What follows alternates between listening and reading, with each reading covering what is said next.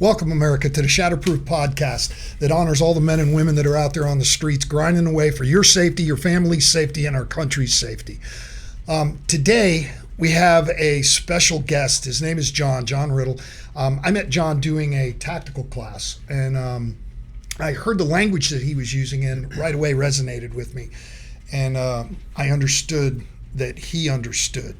And so this is going to be a lot of fun. I'm going to let John introduce himself a little bit. Tell us a little about your background, how you grew up and all that. Well, first off, thanks, Rick, for having me. My pleasure, brother. John Riddle. I've been, 6 years in the Air Force as a weapons specialist, assigned to a what we called CADM, which was Combat Arms Training and Maintenance. And what we did were firearms instructors for the Air Force, people who needed to carry firearms, whether it be base police, security, combat controllers, and pararescuemen. Okay, and then in my time there, I did some active duty time. Then I went into the reserve unit down in Homestead, and that was prior to Hurricane Andrew coming through. Oh, we're going back. Yeah, we're going back. So while I was in the reserve unit... Well, we are two old guys. Yeah, so, we are old, that's for sure. But during my reserve time, I tested and was selected for the West Palm Beach Police Department. And I did 28 years with them. Before we get into the West Palm Beach thing, how did you get interested in... How did you find your way into weapons from childhood and whatnot? How did that come about? How did you get interested in the military? Well, my father was in the military. I had an uncle that was in the military. I have two uncles actually that are in the military. One had been deceased. I never got a chance to meet. All three of them being brothers. My uncle was a paratrooper during the Second World War. He was in the 101st Airborne Unit and jumped into France during the Second World War. My father was Army Air Corps, and he was a ball turret gunner on a bomber. He's the guy that sat in the plastic bubble underneath with a machine gun. Yeah, right? Man, he was the target. So, that kind of interested me. Watching some of the old TV shows that were on, Combat, 12 O'Clock High, things like that, going back to showing I remember age, that. Right? You remember those? Yeah. So, I always liked that. Growing up, I had an in and out with going into the military, and then as I got older... Where were you living at the time, Philly? I was growing up. I grew up in Philadelphia. Born in 1960, grew up there my whole life. Middle-class family, mother who was a stay-at-home mom. My father was an insurance salesman. And then I had three older sisters. So I grew up with four mothers, as I tell everybody all the time, right? So, and somehow it didn't. It was a lot funnier the first time he told us this. It affected me or not, but it was good, and I love my sisters. But yeah, I grew up with four mothers, right? So you got real good at doing this. Exactly. I had a chance probably to become a serial killer because my mother would tell me that I would always take my sister's dolls, and she would find them either in the oven or the heads stuffed down the toilet. So I cannot confirm nor deny that. Okay, allegedly. That was a long time ago. I was very young. Propensity for violence, so it fit perfectly in your career tracks. Exactly. So that's where it all started. But growing up in the city, I went to Catholic grade school. Oh, you just got it gets worse. It was worse. All boys Catholic high school, okay, where I was taught by priests. All right, so that's back in the and they weren't using rulers; they were using yardsticks. They were using their hands, man. Yeah. Let me tell you. All right, so you stayed on the straight and narrow there, and I came out good. Sports, not a big sports guy. I liked hanging out. I liked. Some of the sports that I did was individual sports. I got into like taekwondo, martial art type stuff. Yeah. I played a little bit of Little League baseball, but I always liked, when I was growing up, I always liked to fight. Yeah, and where the guys that I hung out with, we kind of liked to do that. Sure. Right? So drinking started at an early age. right? And hanging out on Usually does. hanging out on the street corner. Yep. And that's where it all started, right? So We're the military. How did you? When did it come in that was your first? You wanted to do that. At the age of 19, I moved because I had to down to South Florida. Okay. Why'd you have to? My father had a business down here. Okay. He bought into a business down here, an insurance business. Sure. I kind of ran out of sisters to live with, so when everybody moved down, it was like, okay, I guess I got to go, because none of my buddies wanted to get an apartment or anything like that to stay, for me to stay. So I moved down at 19, worked some odd jobs here and there, but back in the scratch in the back of my head was military and law enforcement. Kind of odd with the way I grew up. So I fast forward, I'm living down here in South Florida. I work construction work. I did some odd jobs here and there, and it was like, this is crazy. Starting to kind of get in with people I didn't really want to get in with, and I decided it's time to go. Which is easy to do down there. Yeah, exactly. So I decided it's time to go. So I just took myself down to the recruiter, and I actually went to every recruiter, and I tested, and pretty much could do what I wanted to do. I went with the Air Force because of my father, because of the Army Air Corps, and I wanted to keep that in the family. Keep that traditional. So yeah, exactly.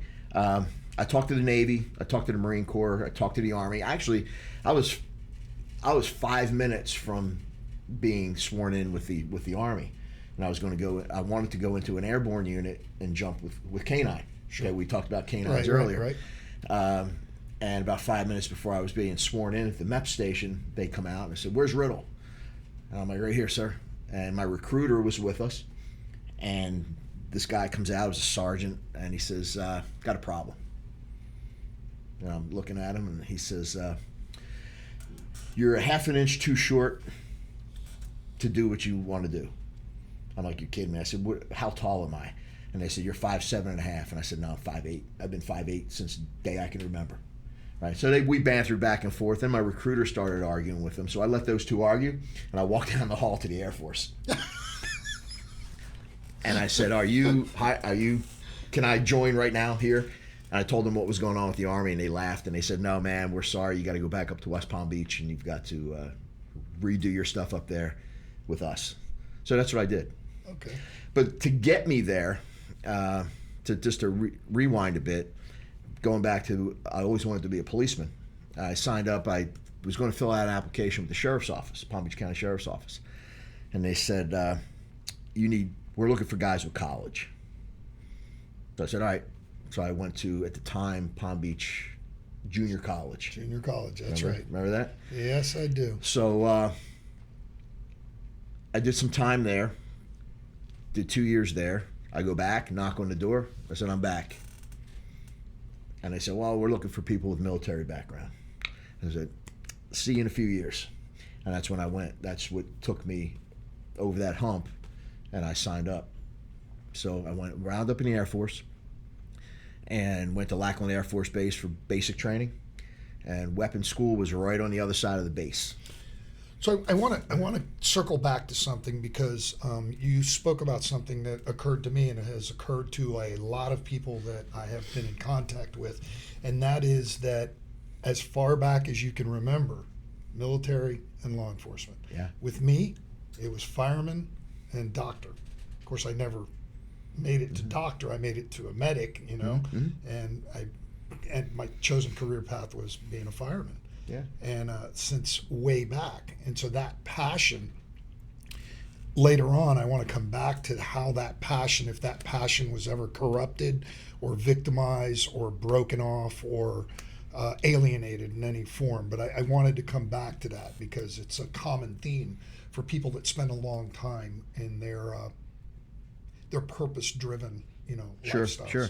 And it's funny, because I think there was a picture of me when I was very, very young in a playpen with a gun belt on and a toy gun, right? You got to give us a copy of that picture. It was, you're not getting that. But it goes back that far, right? Yeah. And So I did my time in the Air Force in active duty, and then went into the reserve for a short period of time.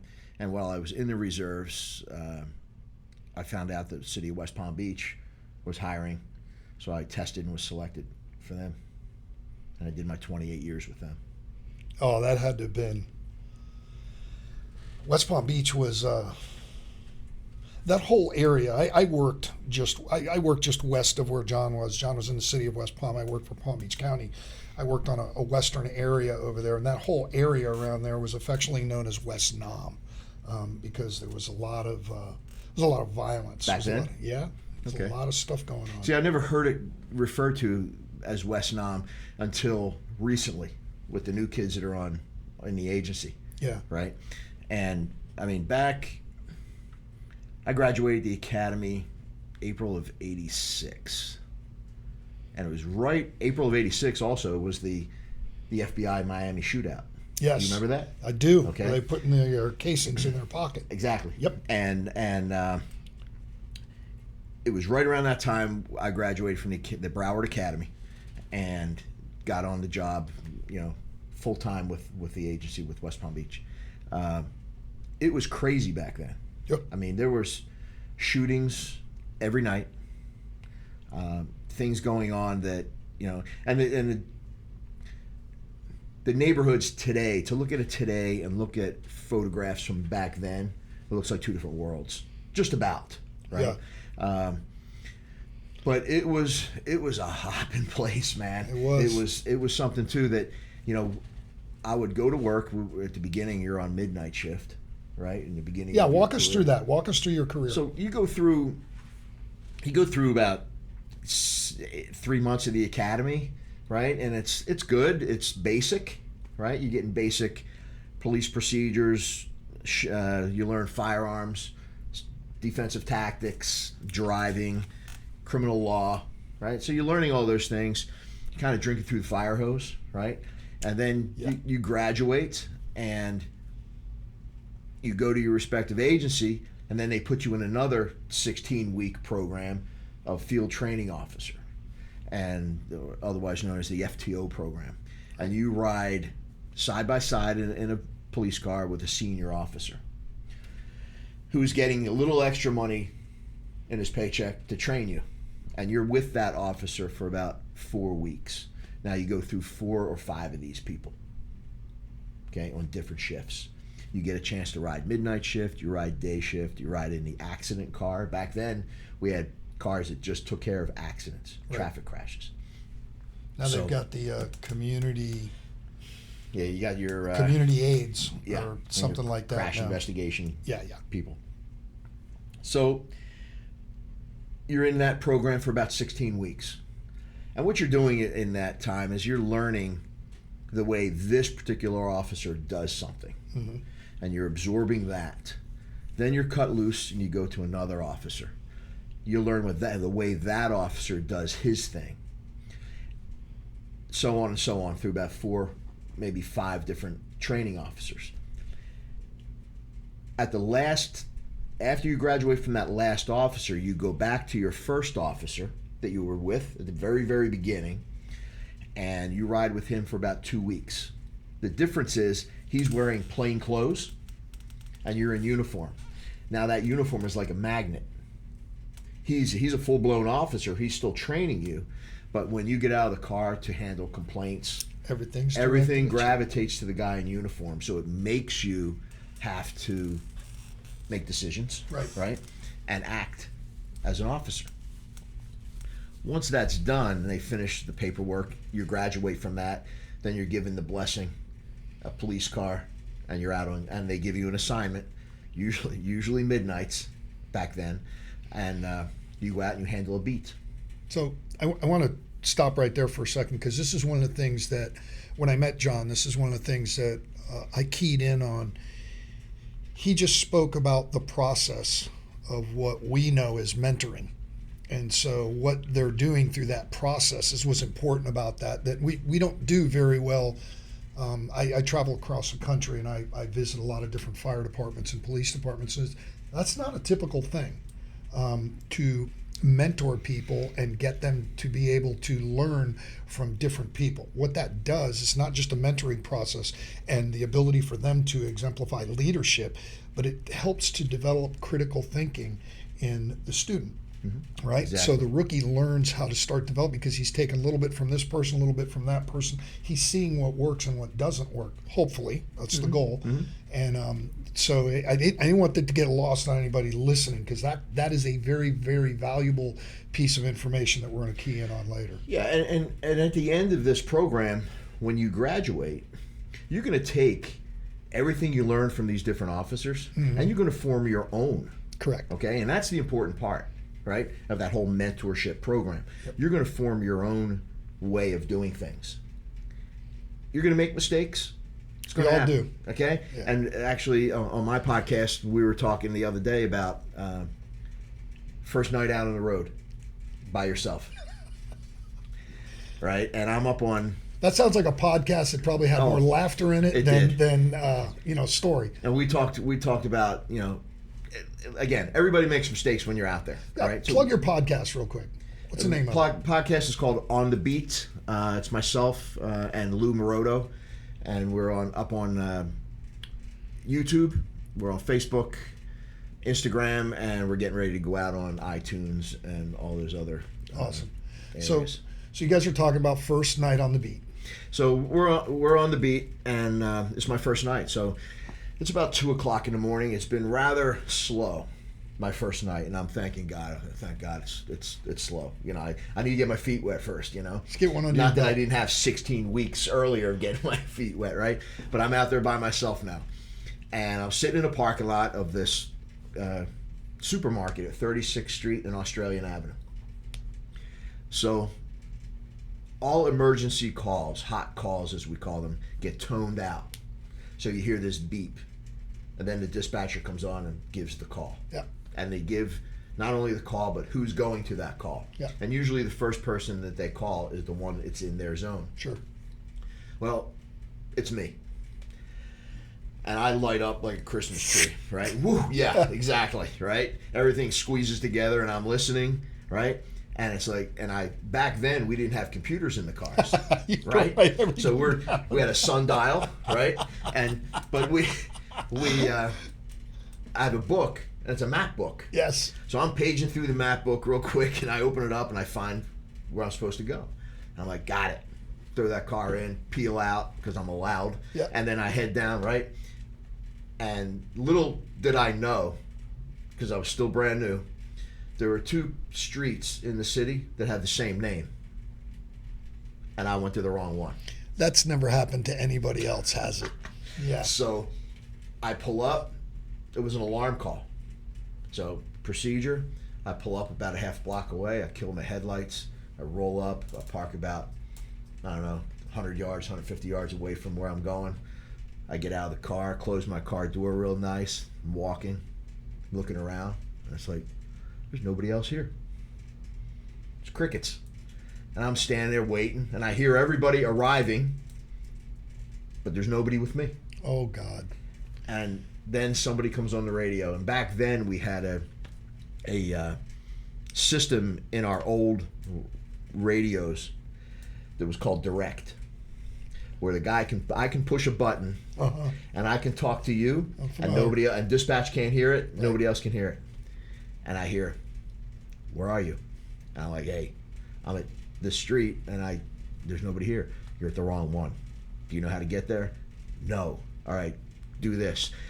And the mentoring kicked in again with the other guys, telling them, okay, we're going to help you out, and this is how we're going to get you there. And they gave me direction, and I shot over there like a rocket and showed up, and had to explain to the K-9 sergeant why I was late, but the thing is, everybody makes mistakes at first when you're out there. I don't know if that's common around the rest of the country, but in South Florida, you'll have a community named the same name as the street, and then there'll be an avenue, and then there'll be something, and you'll have like 5 different locations with the same name. Yeah, and it can get confusing. Very. Right? So especially in the days where your map book is like 12 inches thick. Yeah.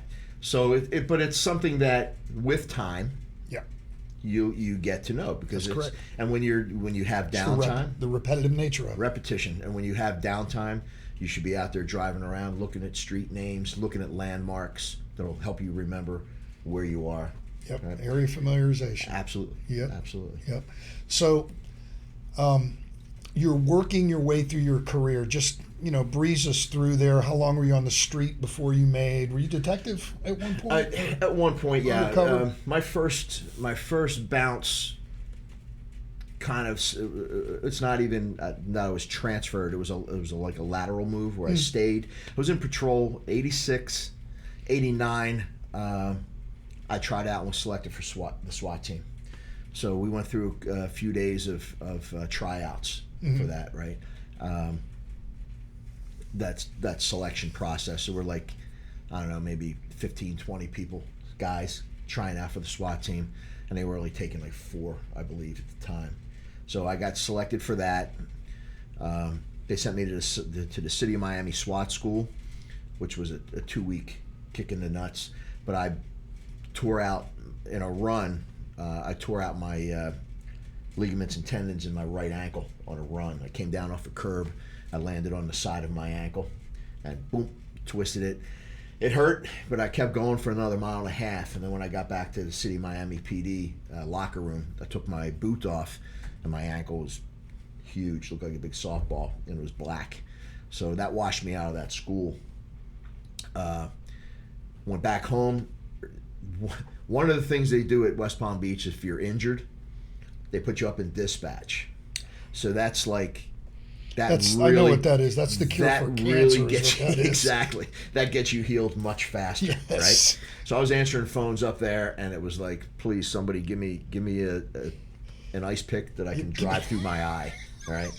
And so we got healed pretty quick there, and then they sent me to an FBI SWAT school, and I went to two FBI SWAT schools and 1 FBI sniper school.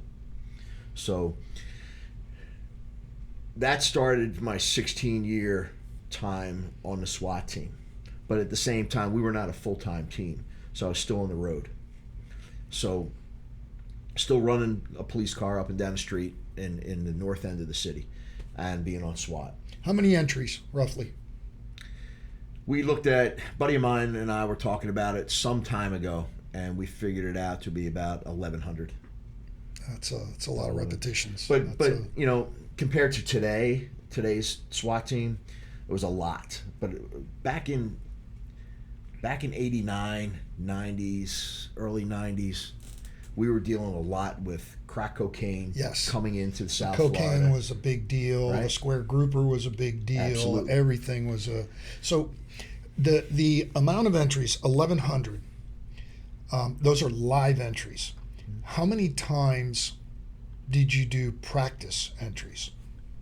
Well, we had on our practice days, we would have a firearms day and a tactical day, and firearms everybody ran through every weapon system that we would have opportunity to shoot.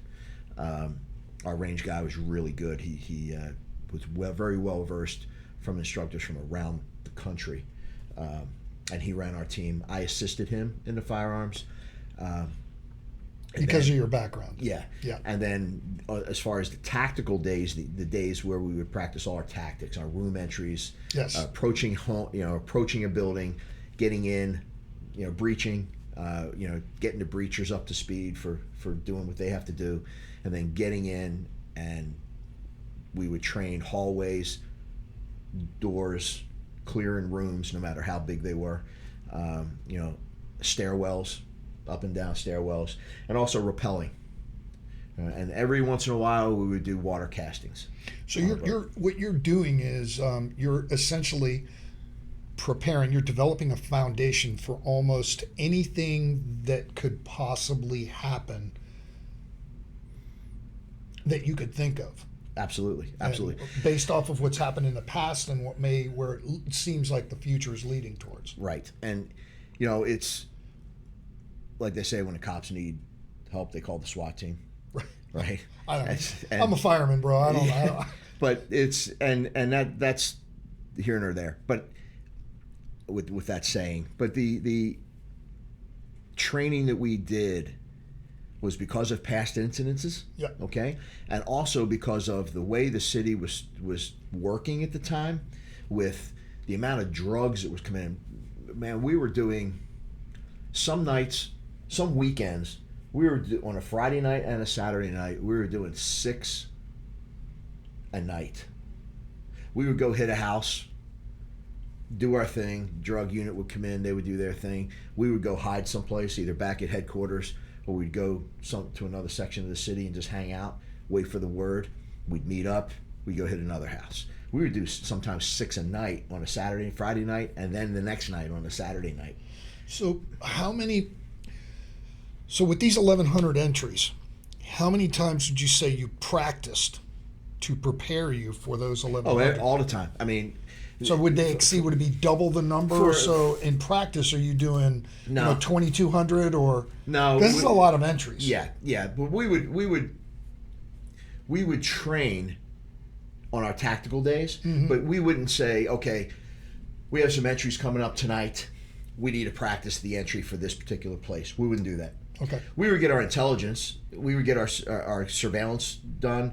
We send out our snipers, which would determine your tactic. Absolutely. Right. Our snipers would go out. They would do surveillance on it for a few hours. We would get how many people are coming and going, which way the doors open, how many windows are in the home, things of that nature. Are there bars on the windows? How many cars? Any dogs? Any kids? So we needed to know all of this before we left, because that would determine our tactics before we got there. Mm-hmm. Okay. If there were kids, sometimes we wouldn't throw flashbangs. If we knew ahead of time the door was reinforced, then we would have to have a secondary entry point.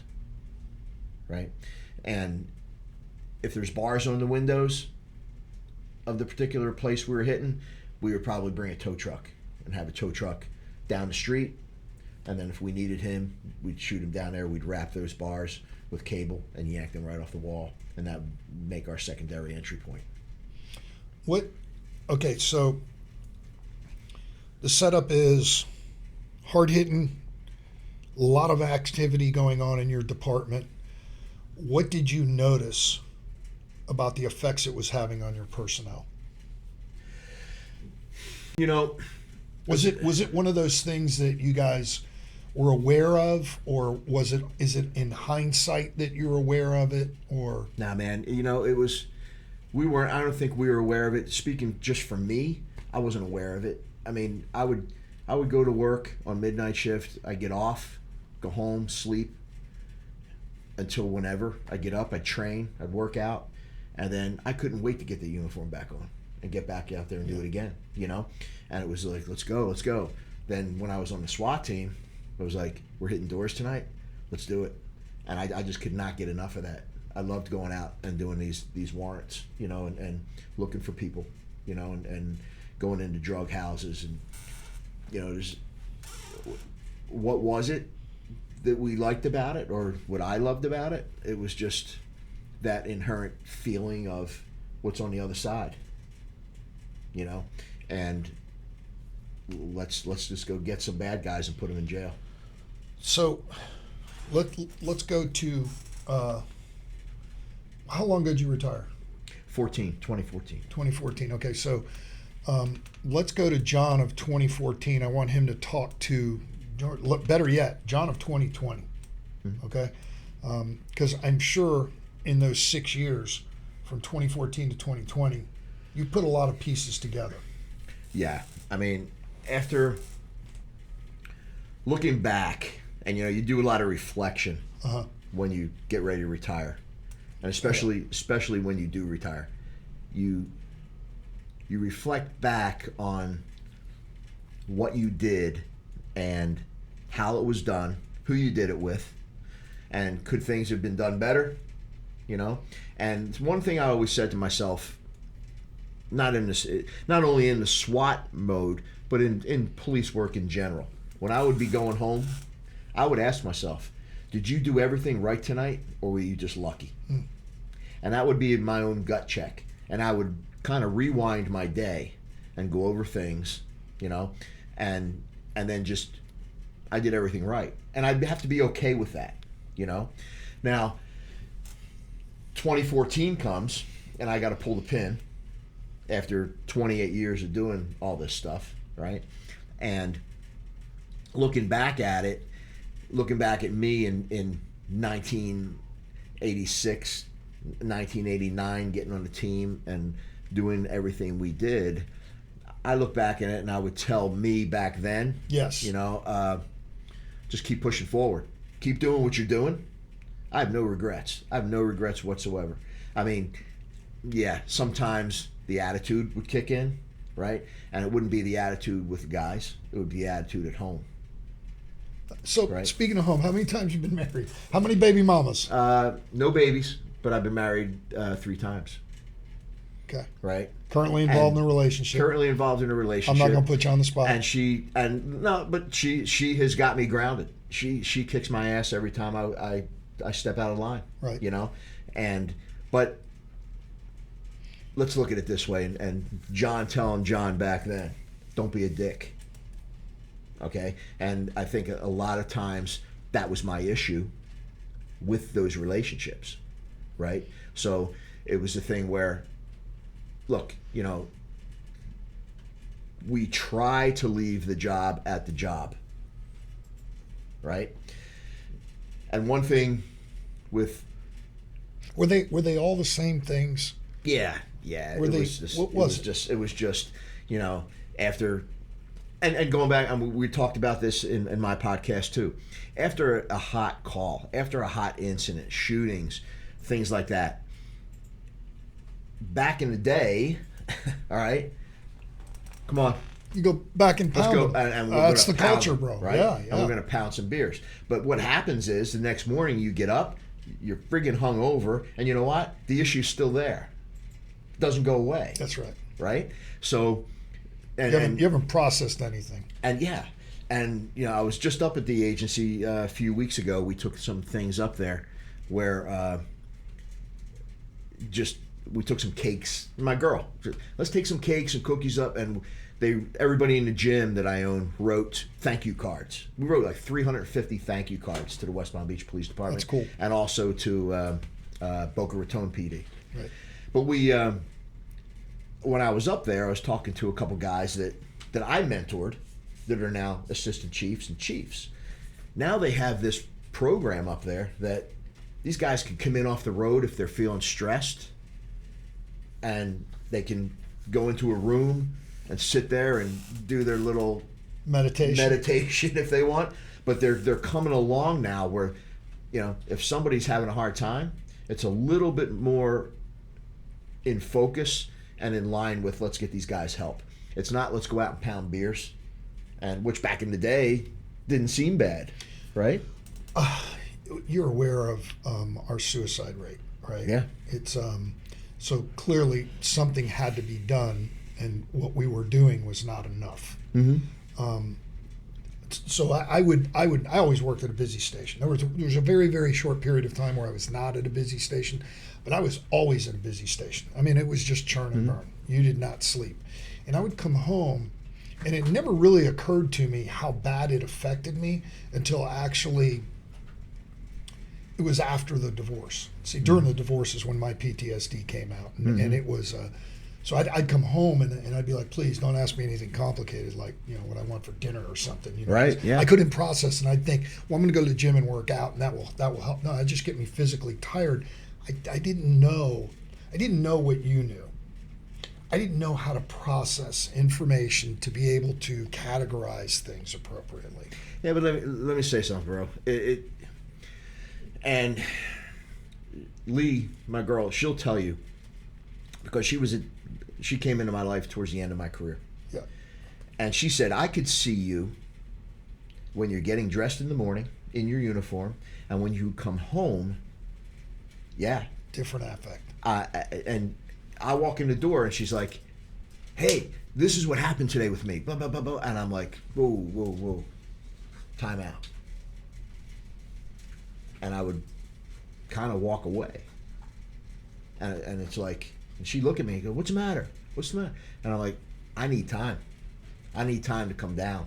I need to get out of this blue bag here that I'm wearing. Mm-hmm. And she said, when you get dressed in the morning, I can see that look at that change in you. When you get out of the uniform in the afternoon or in the evening when you come home, I can see you change.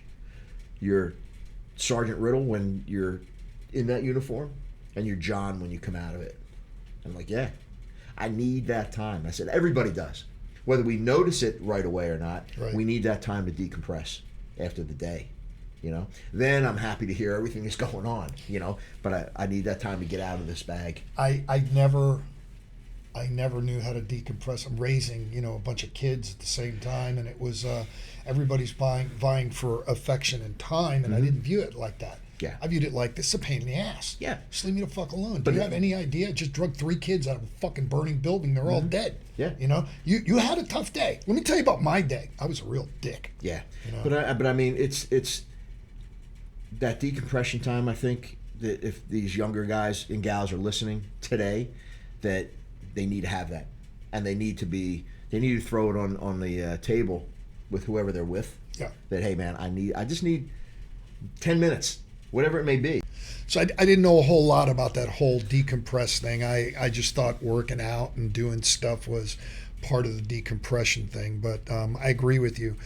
Reach out, get help. I think we arm our people better with what to look out for now. Yeah, definitely. And I was the same. Yeah, I think we're all the same. It's after we get off duty, we go and we hit the gym. We blow everything out with good physical workout. But sometimes it just doesn't help us mentally. Yeah. So I had to learn how to explain to my wife, things like, when would be the best time to catch me to talk to me and stuff like that. Mm-hmm. So, but listen, this brings us to the end of the podcast. And thanks again, John. I really appreciate it, man. That was a good time. We could have gone for an endless amount of time. I want to thank you for joining the Shatterproof podcast. It's on the board in case you couldn't understand what I said. And we'll flash the phone number on there one more time for you. Our producer over there, Gary, will make sure that he gets it on there. And I want to thank all the men and women out there on the grind, okay? If you need help, please reach out. Don't keep it to yourself, all right? This is a lot bigger than any one of us can handle. It's going to take all of us. We need a small army to overcome the problems that we're facing right now. God bless you all. Thank you very much for joining.